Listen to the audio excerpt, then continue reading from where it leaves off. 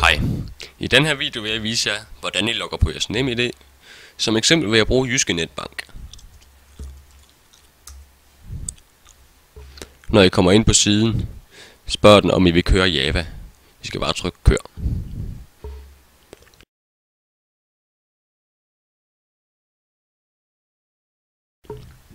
Så kommer der et login-felt, hvor I taster jeres bruger-ID ind. I kan enten vælge at bruge et bruger-ID I selv har oprettet, eller jeres CPR-nummer, eller det I får med NemID-posten. Nedenunder taster jeres adgangskode ind og klikker på næste. Nu kommer I så frem til det sted, hvor I skal indtaste jeres nøgle. I har fået udleveret et nøglekort, da I bestemte NemID. Kig på tallene og find de tal på nøglekortet. Ud for de tal står der nogle andre tal. Dem taster du ind.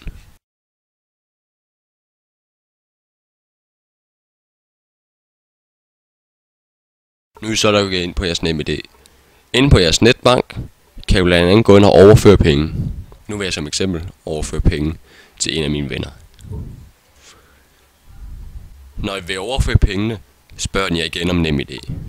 Klik på kør ved Java, når den kommer frem.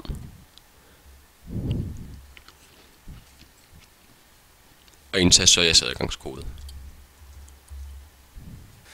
Nu er overførslen gennemført.